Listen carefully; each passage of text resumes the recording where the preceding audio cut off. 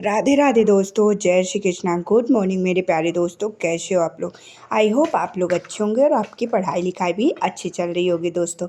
तो आज जैसे कि आप लोग को पता है कि आज सभी मम्मी लोग का तीज का व्रत है दोस्तों। तो मैं सुबह पूजा पाठ की, मैंने भी की। नहीं नहीं, मेरा व्रत नहीं है। आप लोग अगर सोच रहे होगे कि दीदी भी व्रत है, नहीं। अभी हम लोग का सबसे बड़ा व्रत हमारी पढ़ाई है दोस्तों, और सिलेक्शन लेना है दोस्तों। तो इसीलिए नहा तो मैं भी सुबह सुबह ली थी, मम्मा नहाई थी तो मैं भी नहा ली थी दोस्तों।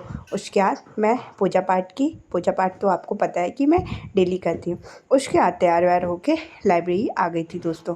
तो लाइब्रेरी में आके, जैसे कि आपको पता होगा, कल की वीडियो में मैंने बताया कि आबकारी कांस्टेबल का एग्ज़ाम डेट आ गई है दोस्तों, कि 9 तारीख से हम लोग का आबकारी कांस्टेबल का एग्ज़ाम है। तो उसकी प्रिपरेशन में बस 15 दिन बचे हैं। तो उसी के लिए मैंने आज से पूरा अपना रिवीजन का स्टार्ट कर दिया है दोस्तों। सबसे पहले मैंने सोचा कि हिस्ट्री से ही स्टार्ट करूं, क्योंकि जैसे मैं क्वेश्चन पेपर देख रही हूं, मैं डेली एक प्रीवियस ईयर क्वेश्चन पेपर को प्रैक्टिस कर रही हूं दोस्तों। तो उसमें देख रही हूं कि जैसे हिस्ट्री में भी आधुनिक इतिहास वाला जो पोर्शन है, अच्छे मतलब वेटेज का पूछ रहा है दोस्तों। इसीलिए मैंने आज से आधुनिक इतिहास को ही स्टार्ट किया।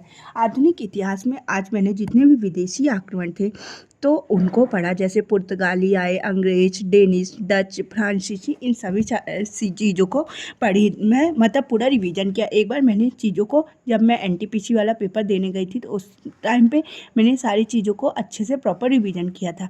इसीलिए दोस्तों अब मैं रिवीजन कर रही हूँ तो मेरा उससे कम समय लग रहा है और चीज़ें अच्छे से हो रही हैं। इसीलिए बोलते हैं ना, करत करत अभ्यास के जड़ मत होत सुजान, रसरी आवत जात है सिर पर बरत निधार। तो जब मैं पहली बार कोई चीज़ें पढ़ती हूँ तो मुझे उतनी बार अच्छे से समझ में नहीं आती, दूसरी बार थोड़ी और अच्छे से, तीसरी बार थोड़े और जब चौथी बार पढ़ो ना तो वो चीज़ें आपको अच्छे से मतलब कंठस्थ हो जाती हैं और सारी चीज़ें याद भी हो जाती हैं दोस्तों। इसीलिए हमें अपना प्रयास निरंतर करना चाहिए, रहते रहिए और हार नहीं माननी चाहिए। सिलेक्शन एक ना एक दिन ज़रूर होगा दोस्तों। तो अब मैं जैसे जीके जीएस के रिवीजन से मैंने चीज़ों को स्टार्ट कर दिया। उसके बाद मैंने सोचा कि एक प्रीवियस ईयर मॉक टेस्ट लगा ही लेती हूँ। जब मैंने प्रीवियस ईयर मॉक टेस्ट लगाया तो उसमें मेरे मैथ्स के क्वेश्चन गलत हो गए। मैथ्स में मेरे प्रायिकता के क्वेश्चन, जबकि प्रायिकता इस टाइम पे मैं बहुत दिन से नहीं पढ़ी। जब चीज़ों को रिवीजन मत करो ना तो वो चीज़ें भूल जाती हैं दोस्तों। और जैसे कि कल की मैं वीडियो में बताए थे कि डीआई के क्वेश्चन, मेरे डीआई के 2 क्वेश्चन गलत हो गए। तो अब मुझे मतलब प्रायिकता वाला पोर्शन और डीआई वाला पोर्शन दोबारा से कंप्लीट करना पड़ेगा दोस्तों।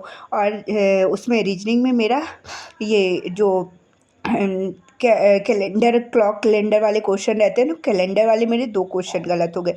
तो अब मुझे रीजनिंग में कैलेंडर वाला पोर्शन पूरा कंप्लीट करना है, मैथ्स में प्रायिकता और डीआई को। उसके बाद मैं डेली टेस्ट देती रहूँगी। जो जो चैप्टर मेरे से क्वेश्चन, जिन चैप्टर के भी मेरे से क्वेश्चन गलत होंगे उन चैप्टर को मैं दोबारा से रिवीजन करूँगी दोस्तों। रिवीजन का, मैथ्स रीजनिंग का सबसे यही मतलब किसी भी सब्जेक्ट का सबसे अच्छा यही तरीका होता है कि आप उसका मॉक टेस्ट दो।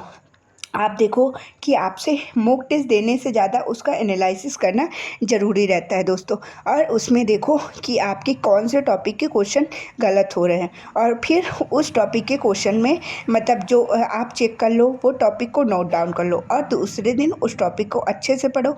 उस टॉपिक से रिलेटेड 100 से 150 क्वेश्चन प्रैक्टिस करो। आप देखोगे कि आप जब नेक्स्ट मॉक टेस्ट दोगे या एग्ज़ाम में जाओगे तो आपके उस टॉपिक के क्वेश्चन बहुत अच्छे से आप बना पाओगे दोस्तों, और आसानी से सारी चीज़ों को कंप्लीट कर पाओगे।